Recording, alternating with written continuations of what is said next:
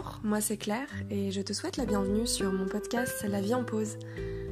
Tu trouveras ici mes témoignages et mes réflexions sur des thématiques variées telles que l'hypersensibilité, l'entrepreneuriat, la neurodiversité, la douance, le syndrome d'Asperger, etc. Le développement personnel, la créativité.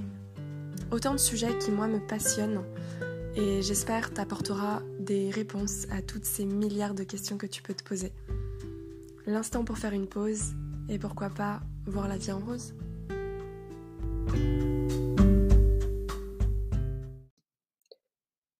Bonjour. Alors je tenais à préciser que l'audio qui va suivre, premièrement, il est assez long.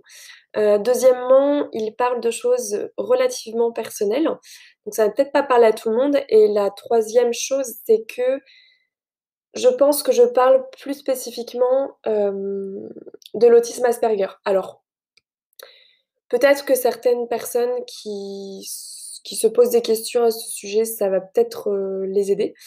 Peut-être que des personnes HP, au potentiel, vont se reconnaître. Peut-être que des personnes neurotypiques aussi, j'en doute quand même, mais bon, voilà. Et moi, je ne suis pas diagnostiquée autiste Asperger. Par contre, dans 3 mois, j'attends mon diagnostic en fait, mais voilà, si j'entame ces procédures, c'est clairement parce que j'ai des gros doutes, des grosses suspicions, sur énormément de traits, de caractéristiques. Voilà, donc ce sera un peu les dernières pistes me concernant et qui viendront vraiment compléter un peu mon méli-mélo mon puzzle.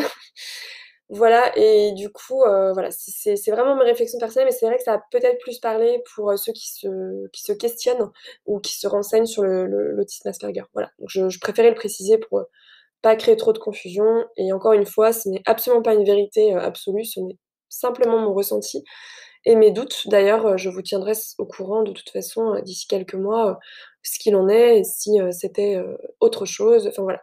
Donc voilà, je vous souhaite une belle écoute. À bientôt. Bonjour. Alors aujourd'hui, je voudrais te parler de ce qu'on appelle la zone de génie. Donc un peu nos talents naturels, vraiment, c'est pas la même chose que la zone de confort. Là, je te parle vraiment de notre zone de génie. Donc ça relève des choses sur lesquelles on est doué naturellement, nos talents, etc. Bon, voilà. Et du coup, je vais te parler de tout ça, mais en te parlant de tout ça, ça va vraiment être basé sur la communication. Donc la zone de génie, mais dans la communication. Donc c'est assez précis. Et je parlerai peut-être de la zone de génie dans d'autres domaines. Je ne sais pas. En tout cas, là aujourd'hui, ça parlera de la communication au sens large. Je vais t'expliquer. J'essaie de structurer cette fois-ci un peu plus, donc ça ne veut pas dire que ça va pas partir en live, c'est possible, mais là je vais essayer un peu plus de suivre un plan. Voilà, donc on va tenter. Donc je voulais parler en premier en fait de mon parcours personnel. Déjà pour vous expliquer un petit peu pourquoi je vous parle de tout ça aussi. Et de mon ressenti vis-à-vis de mon expérience et aussi de ce que je visualise dans la société actuelle. Voilà. Et les difficultés ou au contraire les atouts qui peuvent y avoir actuellement en fait au niveau de la communication. Et ensuite je terminerai par vous expliquer un petit peu je sais pas, ça va partir en dev perso, je crois. Bon, en tout cas, j'espère que ça va vous aider, peut-être à déculpabiliser sur certaines choses, peut-être comprendre aussi les choses autrement. Voilà, donc bon, c'est parti, je vais commencer, sinon ça va durer une plombe. Alors du coup, je vais vous expliquer un petit peu mon parcours et mon rapport à la communication depuis petite. Donc moi, petite fille, j'avais, des talents d'imitatrice. J'ai même joué dans un film, je me souviens. J'étais déjà en CM2, je crois. Et voilà, donc j'avais certainement des talents des facilités d'expression, je ne sais pas. En tout cas, j'avais pas eu l'impression d'avoir des problématiques particulières. Par contre, je me souviens que petite, que ce soit en maternelle, en primaire et tout ça, c'était soit je parlais pas, soit j'étais très pipelette. Il n'y avait pas vraiment de juste milieu. Donc déjà, ça prouve un petit peu, mais même aujourd'hui, comment je suis, c'est-à-dire toujours noir ou blanc, d'un extrême à un autre, il n'y a jamais vraiment de nuance. Donc c'est vrai que j'ai pu être pipelette quand même par moment, et c'est ce qui revenait tout le temps dans mes bulletins, dans mes appréciations, voilà, c'était vraiment tout le temps ça. J'étais pas du tout élève rebelle ou quoi, mais vraiment tout le temps très très pipelette. Ou alors au contraire, on me disait que je participais pas en cours, que j'étais timide. Donc voilà, c'était l'un ou l'autre. Mais pipelette, j'étais en sens pipelette, je parlais avec mes camarades et non pas avec les profs. Donc bref, du coup il y avait un décalage un petit peu. Il y avait aussi quelque chose qui se passait, c'est que arrivé en CM1, CM2, moi j'ai commencé à écrire un journal intime à cet âge-là. Donc j'avais 11 ans 12 ans à peu près. J'ai commencé à écrire et je n'ai jamais arrêté depuis. Donc c'est d'ailleurs quelque chose que j'analyse aujourd'hui. J'ai récupéré tous mes journaux intimes. Enfin, je les ai toujours eus avec moi de toute façon, mais je suis en train de les analyser en ce moment. Donc je me suis fait un Google Doc que j'ai appelé introspection et ça me permet de... Enfin, je décortique en fait tout... l'écriture, le choix des couleurs, même la texture, parce que j'avais des stylos particuliers. J'avais un intérêt très fort pour les cahiers, les stylos, c'était assez dingue. Stylo plume et tout. D'ailleurs, je m'en suis racheté pour me rappeler un peu mon enfance et j'adore. Voilà, la petite parenthèse. Et du coup, voilà, j'analyse tout ça, la façon, les mots que j'utilise, le vocabulaire, tous les superlatifs que je peux utiliser. Enfin bref, ce que je disais aussi, bien sûr, le contenu, mais aussi la forme, en fait. Voilà, bon. Et c'est très, très, très, très, très intéressant, vraiment. Enfin, du coup, ça m'apprend... Enfin, pour moi, c'est le meilleur outil de connaissance de soi-même. Et ça m'apprend vraiment des choses sur moi, et puis que j'avais pas forcément conscientisé. Et puis, du coup, voilà, ça me confirme certaines choses. Bref, voilà. Ensuite, je vais vous parler de adolescente. Donc adolescente, alors c'est à partir au final de 12 ans déjà, 13 ans, etc. Enfin, quand j'ai commencé en fait un peu à aller au collège. Au niveau de la communication, je commençais en fait à me sentir... Alors non, ça avait commencé au CM2. J'étais pas à l'aise en fait dans les interactions avec les filles. Vraiment, il y avait des choses que je comprenais pas. J'ai subi du harcèlement aussi, je pense comme beaucoup. Vraiment, il y avait des choses que je ne comprenais pas. J'avais l'impression d'arriver à me faufiler un petit peu partout. Donc c'est ce qu'on peut appeler le caméléon. Moi, c'est vraiment mon animal totem, hein, je crois. En plus, j'adore ce qui change de couleur. Mais vraiment, se faufiler un peu partout. J'étais gentille avec tout le monde. Et même les personnes qui étaient relativement différentes, enfin dans le sens où on les excluait parce que je sais pas, c'était les intellos de la classe, parce que des personnes qui étaient un peu plus bizarres ou d'autres même handicapées. Et en fait, moi j'avais ce truc que j'acceptais pour tout le monde et je comprenais pas pourquoi les personnes étaient méchantes. Donc j'ai beaucoup fait par imitation à ces époques. C'est pour ça que je vous ai parlé de ça au début. Mais j'imitais vraiment les comportements des autres, j'observais. Et moi, ce qu'on me reprochait, c'était que j'étais trop sensible et pas de personnalité. Ça, c'est une étiquette qui m'a collée pendant longtemps. Tu n'as pas d'avis, tu n'as pas de personnalité. En fait, c'était plus ou moins vrai parce que je pense que j'étais en train de me construire complètement sur l'imitation des autres. Et c'était dur parce que j'avais très peu de repères. Enfin, j'avais trop de repères peut-être et du coup, je ne savais pas trop où aller. Donc j'étais, voilà, le mode camouflage, quoi. On s'adapte à tout, on se suradapte. Voilà. Et en fait, j'en avais marre des filles parce que elles se prenaient trop la tête. Il y avait ce qu'on appelait des commandantes dans les groupes, dans les groupes de filles. Et en fait, vraiment les conversations, les jeux, en fait, c'était surtout au niveau interactionnel, oui, je sais pas si ça se dit, au niveau des interactions où c'était compliqué. Je comprenais vraiment pas. Donc j'ai décidé de quitter les groupes de filles, et en fait, toute l'année de CM2, et un peu CM1 je crois, j'ai traîné avec les garçons, et j'ai joué au foot à toutes les récrés, donc je ne traînais plus du tout avec les filles. J'en ai marre, j'en avais vraiment marre, et du coup là c'est pareil, imitation aussi, parce que je me sentais mieux, parce qu'il y avait pas... On n'était pas obligé d'être dans l'interaction à jouer au foot au final, donc c'était beaucoup plus simple. Mais vraiment beaucoup plus simple. Bon, par contre, je devais être un peu frustrée parce que pas d'échange, mais je me sentais vraiment mieux. Et en plus, je jouais bien au foot. Et du coup, mais je me souviens qu'à ce moment-là, je ressemblais clairement à un garçon parce que j'étais habillée comme eux. Du coup, j'étais dû faire par imitation aussi pour essayer de m'insérer et donc m'intégrer. Et donc, je me suis habillée comme eux. Le petit sweat, la coiffure bien comme un garçon. Enfin, voilà.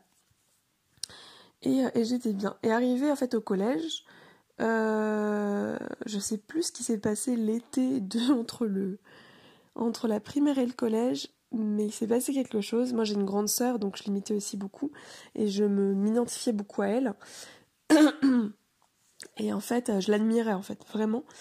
Et je sais que là, elle se maquillait tout le temps, elle commençait à s'habiller un peu plus femme et tout, elle a quasiment 4 ans de plus que moi. Et du coup, j'ai voulu faire pareil. Et en fait, arrivé au collège, elle m'avait dit non mais il faut surtout pas que tu sois habillée comme ça, quoi. En gros, donc fallait que je m'habille bien, quoi, comme une femme. Donc j'ai commencé à mettre des jeans moulants, à mettre des mèches, à me maquiller dès la 6e. Enfin bref, ça a duré 1 an. L'année d'après, j'ai complètement changé de style vestimentaire. Voilà. En tout cas, je vous dis tout ça parce que je pense que ça révèle un peu le côté on se camoufle, on se cherche, on change. Enfin, moi, je changeais de style vestimentaire absolument tout le temps. Je savais pas en fait ce que j'aimais, ce que je voulais. Et j'ai fait vraiment comme ma sœur, puisque ma sœur, elle s'habillait de certaines façons, et je me suis habillée comme elle, en fait, clairement. Et voilà. Et puis, en fait, pendant le collège, j'ai commencé à être de moins en moins à l'aise, donc à avoir beaucoup de mal dans les interactions. J'ai toujours été timide, hein, petite, donc voilà, ça n'avait pas changé, mais ça s'est clairement amplifié au collège. Et là, pareil, j'ai eu du harcèlement, on me tapait et tout. Bon, des garçons qui n'étaient pas très très bienveillants, on va dire. Et puis, on s'est moqué de moi sur des aspects, je sais pas, physiques. Enfin voilà, bon, tout le monde a dû avoir des choses un peu similaires. Moi, ça m'a complètement renfermée et j'ai vraiment pas compris. J'ai trouvé que le collège, c'était la pire chose qui soit. Bon, le lycée n'a pas été bien mieux, mais j'ai vraiment vécu en tout cas ma scolarité, surtout arrivée au collège, du coup, de façon... j'étais vraiment en souffrance, quoi. Et en fait, que ce soit au collège ou à la maison, j'ai commencé à développer ce qu'on appelle un mutisme sélectif. J'ai appris ce mot il y a pas longtemps. J'ai juste mis des mots au final sur ce que j'ai vécu. Donc il y a des moments où je ne parlais pas, vraiment forme de mutisme en fait, et je parlais pas. Et à l'école, vraiment, j'observais. Donc j'observais les interactions, je me mettais un peu à part. Et quand je parlais, c'était surtout à deux. Je choisissais la personne avec qui je parlais, mais jamais dans les groupes et tout. Enfin, j'étais très très mal à l'aise. Et en cours, vraiment, je participais jamais. Jamais, jamais. J'avais développé du coup, alors je sais plus comment on appelle ça, mais... comment on appelle ça Anthophobie, je sais plus. J'avais développé la phobie de rougir parce que je rougissais absolument tout le temps. J'étais une élève une élève et une personne très sensible très timide, mais de façon handicapante. On appelle ça la timidité maladive, mais j'aime pas trop ce terme. Mais en fait, bon voilà, c'est vrai que j'étais pas malade, j'étais plutôt handicapée par rapport à ça, et ça en devenait vraiment une phobie.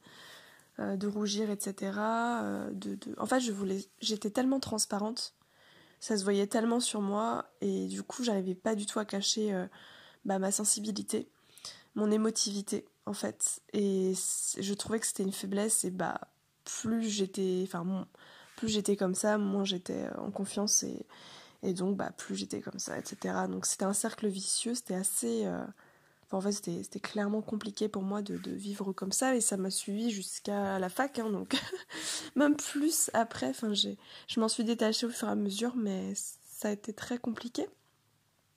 Ça me colle encore un peu à la peau par moment, vraiment. Mais voilà. Et du coup, c'est là que j'ai compris en fait que pour moi l'oral, la parole, c'était quelque chose de compliqué. Déjà parce que du coup il y avait ce mutisme, ou alors cette difficulté, enfin carrément ça me faisait comme des fois des blackouts quand je devais passer à l'oral. Ça me rendait malade pour le coup, et je venais pas à l'école parce qu'il y avait des oraux. C'était quelque chose qui était trop terrible, et je ne participais donc jamais en cours. Voilà. Bon, bref. Et là, je parle du collège, mais du coup, au lycée, j'ai développé ce qu'on appelle une phobie scolaire. Donc clairement, c'était lié à ça, c'était lié aux interactions, c'était lié à l'oral. C'était vraiment quelque chose de terrifiant pour moi, en fait, et ça me générait en fait un stress chronique. Donc des fois l'impossibilité carrément de sortir de son lit le matin. Et quand je le faisais avec une difficulté telle que j'essayais en fait je me suis construit, enfin je sais pas comment ça s'appelle, mais une sorte d'inhibition des émotions. Donc en fait j'ai essayé de me forcer à me placarder et à tout inhiber le plus possible. Donc en fait j'étais comme, je pense, un glaçon, je devais être très froide. Je parlais, enfin vraiment, mais c'était dur. J'arrivais pas à le faire automatiquement, et c'était dur. Et donc j'étais l'élève qui parle à personne et qui reste dans son coin. Et bon, j'avais quand même dans le lycée, dans tout le lycée, je sais pas combien on était, mais j'avais 2 amis avec qui je traînais le plus. Voilà. Et après j'avais quand même des connaissances, mais j'étais pas à l'aise. Et voilà, donc 2 amis et que je ne revoyais pas d'ailleurs à l'extérieur. Donc bon, ça prouvait bien que c'était pas non plus enfin des super amis avec qui je pouvais échanger de tout. C'était 2 garçons. Et en fait, voilà. Et du coup, j'étais la fille qui longeait les murs, quoi. Donc voilà. Et puis voilà. Et en fait, j'ai reparlé dernièrement à un ancien élève de mon lycée, et je lui ai demandé des questions par rapport à comment j'étais.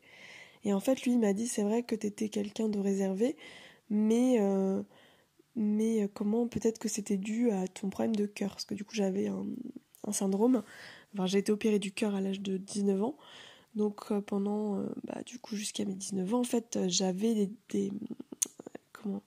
Enfin, je vais pas rentrer dans les détails, on s'en fiche, c'est pas le sujet, mais des difficultés, bref, au niveau du cœur, et ça me crée des grosses crises de tachycardie, donc qui venaient me surprendre voilà, et qui repartaient tout aussi rapidement. Et donc, enfin, tout aussi soudainement. Et du coup, des fois, il fallait que je sorte de cours, puisque quand j'avais une crise de tachycardie, vous imaginez un cœur qui bat à 250. Il y a tout le sang qui monte à la tête, on tremble de partout, on ne peut plus rien faire. Et en fait, moi, il n'y avait pas de médicaments qui existaient. Donc, du coup, je devais absolument m'allonger là, tout de suite, quoi. Donc, c'était très gênant, très, très, très, très humiliant. Donc, des fois, je m'allongeais dans la classe, ou alors je m'allongeais dehors dans le froid parce que j'avais honte, et j'avais pas le temps d'aller jusqu'à l'infirmerie. En fait, c'était trop long. Donc, bon. Et des fois, ça a duré 5 minutes, comme ça pouvait durer 45 minutes, quoi. Donc, mais j'avais un espèce Enfin, bref. Et du coup, on pensait sûrement que ça c'était ce qui faisait que j'étais très réservée. Bon, je sais pas. En tout cas, voilà. Et puis là, je voulais vous parler aussi plus tard, de mes études. De mes études et de mes choix de travail, d'emploi. Parce qu'en fait, c'est très révélateur aussi sur la façon dont je percevais le monde et comment je le recevais aussi. J'ai fait le choix de faire des études en communication. En fait, depuis toute petite, je souhaitais être photographe. Enfin, depuis vraiment longtemps. Je ne l'ai pas verbalisé comme ça, mais en fait, ça a été rapide. Et arrivé déjà au collège, je voulais être photographe. Non, mes parents n'ont pas voulu que j'entre dans un lycée, comment on appelle ça, spécialisé, la technique, professionnelle. Et du coup, j'ai quand même voulu, après le bac, continuer à aller en photo. Et en fait, bon, j'avais été prise dans 2 écoles, mais au final, au dernier moment, mon père m'a dit, bah non, en fait, ça te fait changer de ville, ça va être trop cher, en plus, il n'y a pas de débouché, enfin bref. Donc, j'étais complètement déçue et je me suis retrouvée au mois de juillet à pas avoir d'école. Enfin, du coup, voilà, et je devais choisir une fac. Et donc, moi, c'était hors de question que je reste dans ma ville natale. Je voulais absolument fuir. Donc, voilà, donc je suis partie dans une autre ville. Et puis, en Bretagne. Et donc, j'ai fait le choix de faire une fac de communication. Et là, après la fac de communication, enfin je vais essayer de faire court parce que voilà, mais c'est juste pour vous montrer le délire. Fac de communication, ensuite j'ai travaillé dans le recrutement, dans les ressources humaines. Donc voilà. Pendant mes études, j'ai travaillé dans la vente et dans le service. Bon, c'était les petits boulots qu'on peut prendre parce que quand on n'a pas forcément de diplôme, c'est les trucs qui sont le plus faciles. Et je dénigre pas du tout ce travail parce que franchement, c'est un truc de malade ce travail. Je comprends même pas pourquoi on paye encore les gens au SMIC pour tout ce qu'on doit faire. Voilà. Ensuite, j'ai donc travaillé aussi chez Ouest France, donc pareil en communication. Ensuite, j'ai travaillé... qu'est-ce que j'ai fait ? En fait, mon CV, c'est du grand n'importe quoi. J'ai fait des enquêtes auprès des transports. J'ai travaillé dans la vente et dans le service, dans l'alimentaire, mais après dans le secteur du prêt-à-porter, ensuite dans le secteur de la restauration. Et voilà. Je crois que c'est tout. Ah oui, si, j'ai repris des études aussi en 2017 pour être coach en image. Voilà. Et j'ai fait d'autres petites formations en parallèle pour être entrepreneur et avoir les bases. Donc voilà. Et maintenant, depuis 2 ans, je suis entrepreneur et je suis photographe et consultante en image et organisatrice d'événements également. Et maintenant, je me mets dans la mise en page. Voilà, super. Mais tout ça... c'est bien beau, mais tout ça pour vous dire quoi ? En fait, c'est pour vous expliquer le rapport... j'ai conscientisé en fait tout ce chemin, pourquoi j'ai été dans cette direction, quoi. Enfin, c'est un truc de fou. En fait, au vu de l'extérieur, on pourrait se dire, ah bon, bah Claire, c'est parce qu'elle est à l'aise en communication, en fait. Elle est à l'aise à l'oral, voilà, et tout. Mais en fait, c'est tout le contraire. Je suis pas à l'aise dans les interactions, je suis pas à l'aise à l'oral, avec la parole. Vraiment pas. Et en fait, je pense que dans toutes ces différents boulots ou ces différentes études, je pense que j'ai voulu en savoir plus parce que c'est quelque chose qui me dépassait en fait. Et du coup, à la fac, c'était parfait parce que c'était des amphis. La plupart du temps des cours magistraux. Donc moi, c'était l'idéal pour moi dans le sens où, par rapport aux interactions à l'oralité, ça m'enlevait tout stress. Donc en fait, j'avais pas de stress à aller dans un amphi. Enfin, j'en avais quand même parce que j'arrivais tout le temps en retard et que du coup, il y avait plus de place. Et là, c'était le stress total parce que je savais pas où m'asseoir. Et donc bref, j'étais trop gênée de passer devant tout le monde. Enfin, vraiment, le fait de pas savoir où s'asseoir, c'était compliqué. Et ce qui était compliqué avec les cours magistraux, c'était que je ne mémorise pas, moi, de façon auditive. Encore une fois, voilà, ça va dans les deux sens. À niveau oral, c'était plus compliqué à retenir, donc il fallait que... Et je savais pas prendre des notes, donc j'écrivais tout. Tout ce que la personne disait. J'écrivais. Donc en fait, arrivé chez moi, j'avais le double, voire le triple de travail parce que je faisais des fiches de fiches. Bref, merci l'école de m'avoir appris à apprendre. Je vais en parler dans un autre podcast de ça, de l'éducation et de tout ça parce qu'il y a beaucoup de choses à dire. Voilà, et donc je pense que c'est pour ça que je me suis dirigée vers ces filières et notamment la photo aujourd'hui. j'ai toujours voulu faire ça depuis toute petite, je vous le rappelle, et donc aujourd'hui, je suis photographe, ça y est, j'ai réussi à être entrepreneur et à être à mon compte. Mais c'est un soulagement extrême. En fait, la photo, pour moi, c'est comme me mettre derrière, à la fois, je pense, comme me cacher derrière quelque chose, puisque du coup, le monde extérieur est peut-être trop violent pour moi. Bon, c'est des analyses personnelles, mais je pense que c'est comme ça que je le visualise. Ensuite, peut-être que aussi ça me permettait de me cacher derrière carrément un appareil et donc qu'on voit pas mon visage. Voilà. Et en fait aussi, je rentrais dans ma bulle parce qu'en fait, ce qui se passe, et ça me le fait toujours aujourd'hui, c'est que quand je suis derrière l'objectif, donc je vais regarder vers le petit capteur, voilà, eh bien, il se passe quelque chose, vraiment. Même quand c'est avec le téléphone portable, c'est pareil. Il se passe vraiment quelque chose. En fait, il y a en fait, le téléphone ou le boîtier sert de médium entre moi et le monde. Et du coup, ça sert d'émetteur et de récepteur entre nous, en fait. Et il y a ce truc qui passe au milieu et qui me permet d'avoir une sorte de filtre. Et c'est génial parce qu'en fait, j'y vois des choses que pas mal de gens peut-être ne voient pas. Enfin, je le vois avec mes yeux d'abord, et ensuite je peux le retranscrire avec ces appareils. Et c'est assez exceptionnel, enfin moi j'adore. C'est mon rapport avec la photo est assez... Puis bon, il y a ce côté artistique aussi, c'est un moyen d'expression artistique. Pour moi, je suis pas une photographe technique, hein, clairement pas. C'est vraiment artistique. Voilà, esthétique. Et je pense aussi, c'est ce... Bon après, ça c'est personnel aussi, mais j'ai beaucoup de difficultés à regarder dans les yeux. Et je pense que le fait de passer...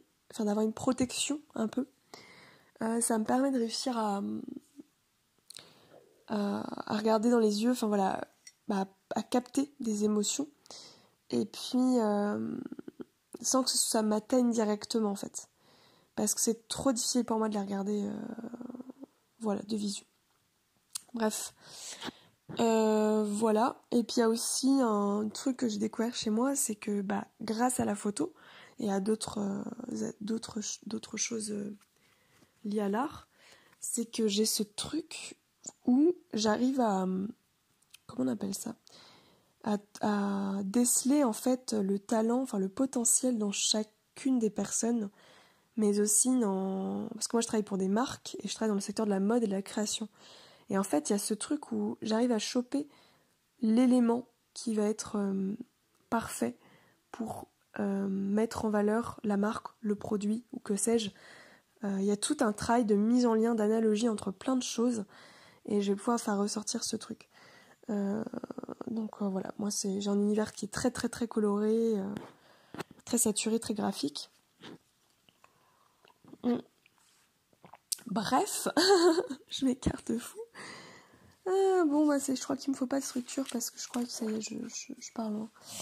Donc ça fait déjà 23 minutes et je n'ai pas fait la moitié. Donc je pense, alors soit je vais essayer de vraiment synthétiser, soit je ferai une deuxième partie.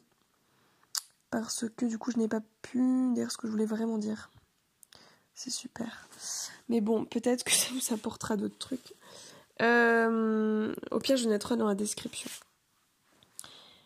Donc voilà, j'ai parlé de mon parcours, c'est super, c'est génial. Mais bon, ça prouve que du coup, j'avais un besoin de comprendre l'extérieur et l'autre.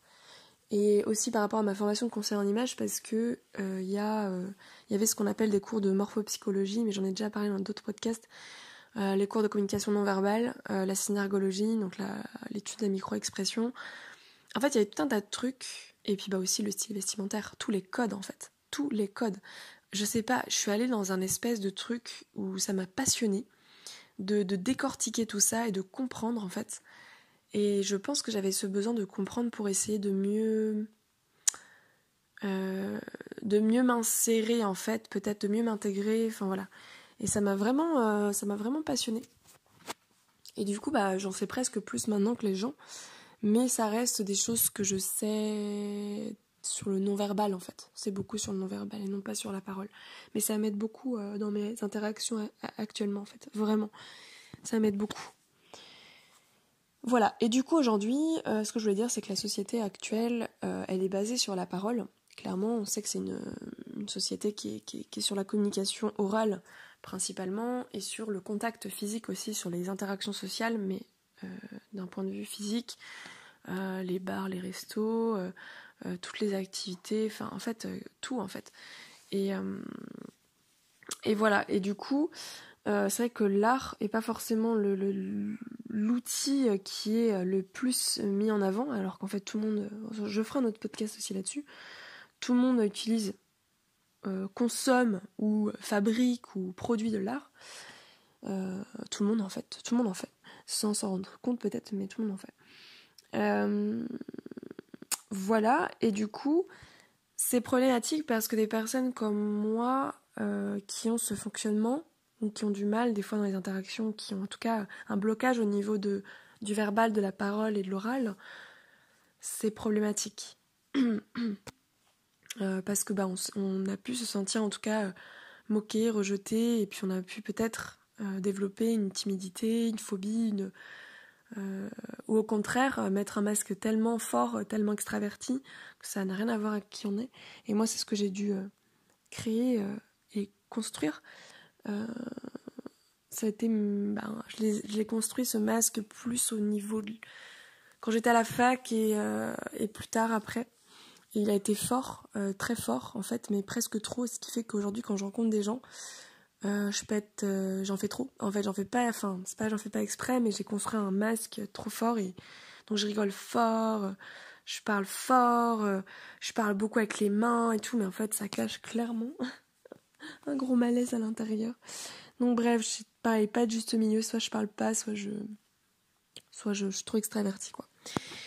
Voilà, et alors que du coup, comment je suis au fond, en fait, je suis quelqu'un quand même de très introverti, et qui n'est pas à l'aise à l'oral, et par contre qui a trouvé des moyens de communiquer, comme là ce que je fais avec les podcasts, parce qu'en fait c'est de l'oral, mais c'est pas une interaction ping-pong, quoi. Vous voyez, je parle toute seule, je prends le temps de le faire, je choisis le moment où je le fais, je me mets en condition parce que voilà, je bois mon petit thé, il y a tout comme des rituels un peu.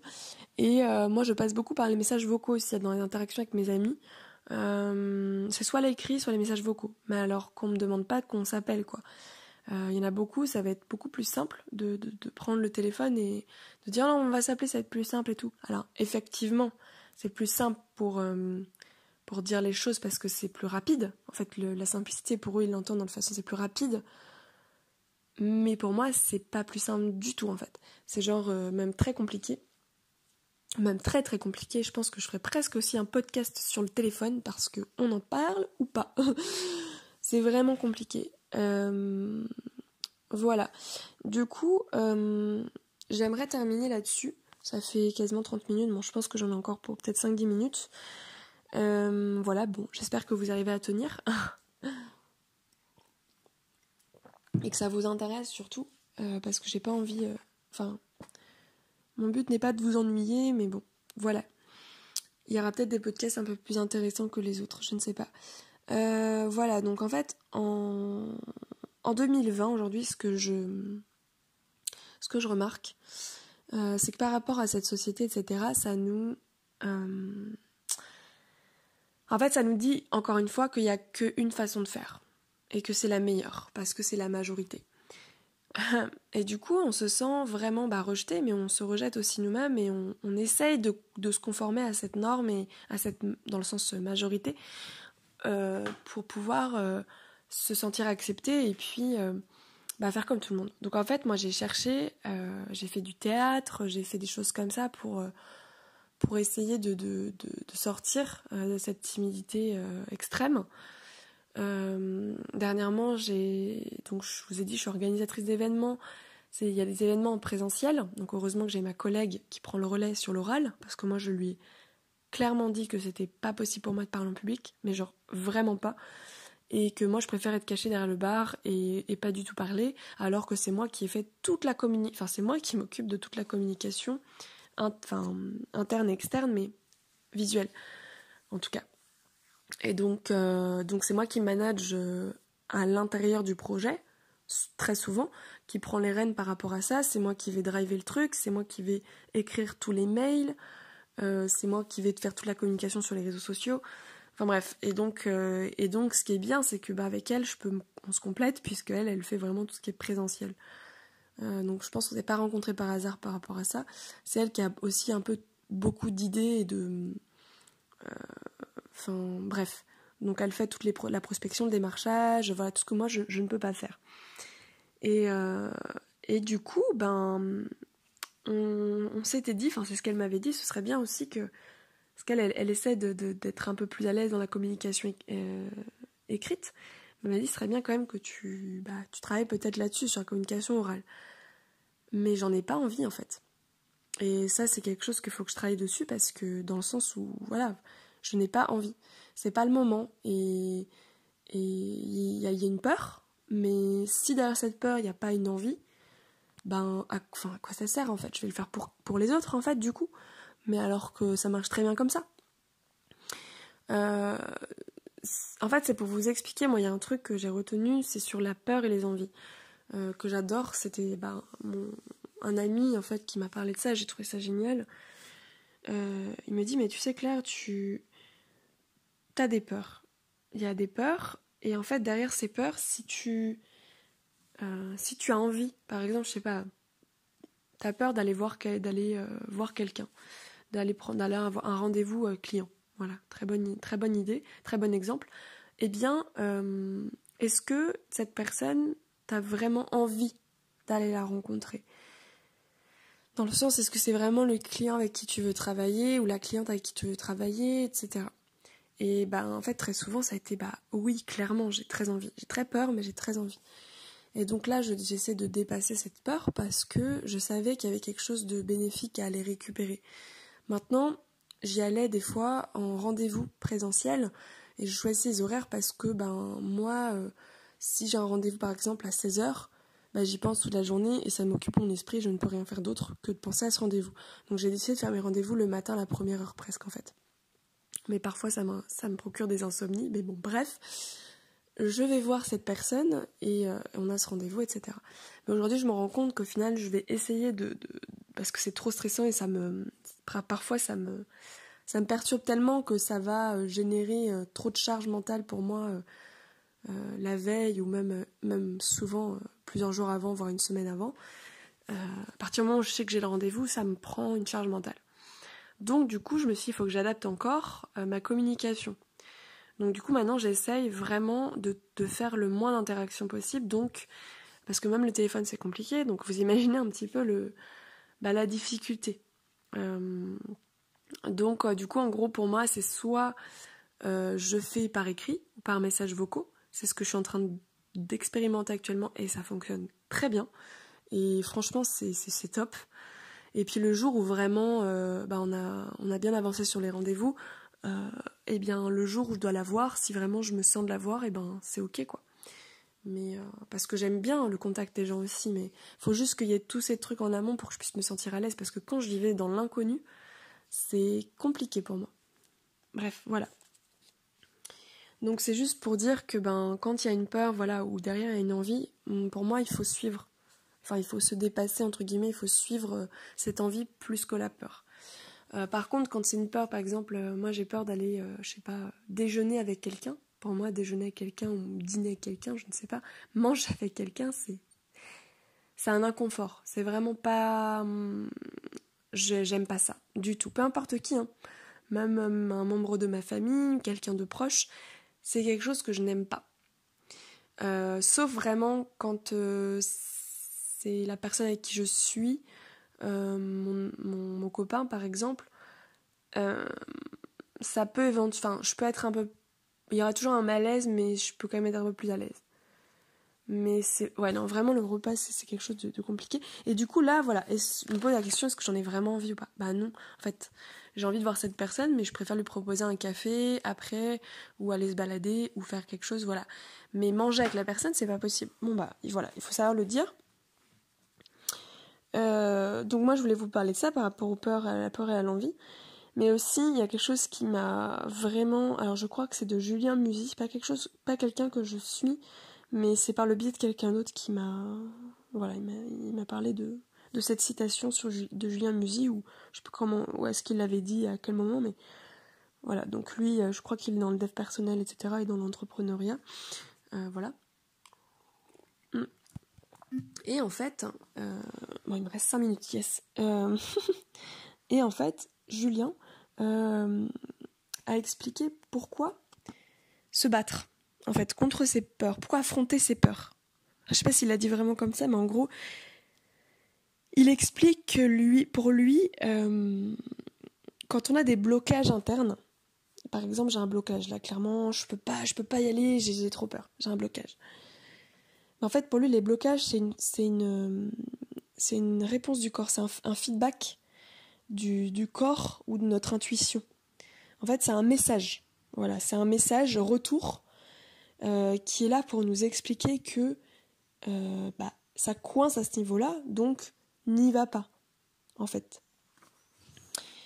Voilà, et du coup, c'est intéressant parce que, de ce que je comprends, hein, c'est comme ça, mais j'ai trouvé ça génial parce que c'est vrai que l'intuition, moi j'en ai déjà parlé, et le corps, ce sont des messages, et j'en ai déjà parlé, il y a vraiment ce truc de feedback, de retour. Et quand ça coince quelque part, par exemple quand on voit quelqu'un, qu'on sent qu'on est bloqué, c'est notre intuition qui parle en fait, genre c'est pas bon pour nous. Ou quand on doit faire quelque chose mais on sent qu'on est bloqué, enfin pour moi ça veut tout dire en fait ces blocages-là. Par contre quand on a un blocage, mais qu'en fait derrière il y a une envie, et que c'est, on sait qu'il y a quelque chose à aller chercher, et que notre intuition en fait nous dit qu'il y a quand même quelque chose à aller chercher, pour moi là il faut dépasser un petit peu ce blocage. Mais quand il est question vraiment de blocage, comme moi avec la prise de parole en public, c'est pas le moment, puis j'en ai pas envie en fait. J'ai vraiment un réel blocage.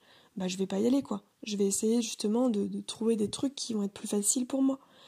Et pourquoi en fait il y a cette notion de difficile et facile, c'est-à-dire qu'on doit travailler dur et tout, on doit souffrir pour être beau, ou je sais pas trop quoi. Pourquoi il y a toujours dans cette société après j'imagine qu'il y a plein d'explications, hein, au niveau religieux, je ne sais quoi, mais toujours travailler dans la difficulté quoi, et toujours tout faire dans la difficulté, et toujours d'affronter ses peurs, de dépasser ses peurs, et toujours aller de l'avant et se dépasser et tout. Mais à quoi bon? Je veux dire, par exemple, personnellement, moi dans ma vie actuellement, je me suis jamais sentie aussi bien déjà. Mais pourquoi? Parce qu'en fait je lâche en fait, et j'apprends à me connaître un peu plus, je suis moins dans la résistance, je suis dans le lâcher prise. Et j'arrête de me concentrer sur mes blocages et de vouloir dépasser à tout prix ces trucs-là, puisqu'en fait ils se démêlent tout seuls à partir du moment où je lâche prise déjà. Et il y a des blocages, c'est juste, c'est pas fait pour moi en fait. Et pourquoi on devrait à tout prix correspondre à ce que tout le monde fait, ou pourquoi on devrait à tout prix savoir tout faire en fait. Et pourquoi on ne devrait pas aller, donc j'y viens au titre de mon podcast quand même, dans notre zone de génie.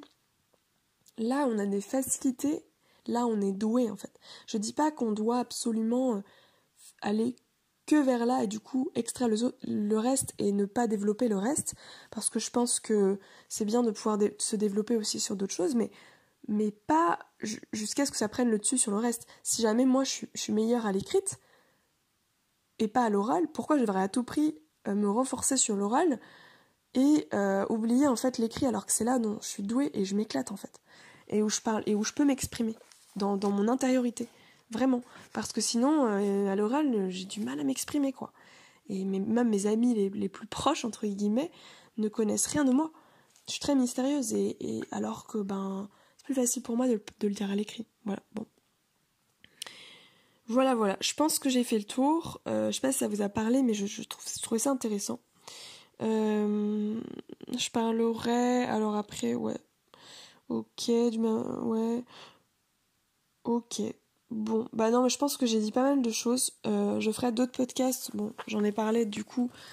Je ferai d'autres podcasts aussi sur les voyages par exemple, parce que pour moi les voyages par exemple c'est quelque chose où je suis à l'aise, et bizarrement où j'arrive à avoir plus d'interaction. Enfin bizarrement, en fait il y a des raisons à tout ça. Je vais parler aussi un petit peu je pense que je ferai des podcasts aussi sur les relations, sur les interactions sociales en fait. Voilà. Et sur l'effet ping-pong un petit peu dans les relations.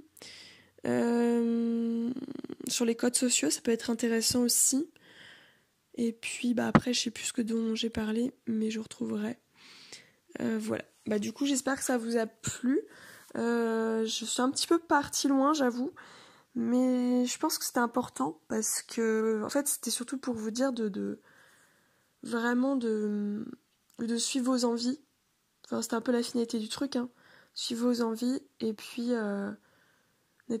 quand il y a une résistance quelque part, essayez de vous poser la question, voilà. Qu'est-ce qu'elle vient me dire, en fait, cette résistance ? Est-ce que c'est une intuition qui est bonne ou mauvaise pour moi ? Voilà. Et puis ne pas...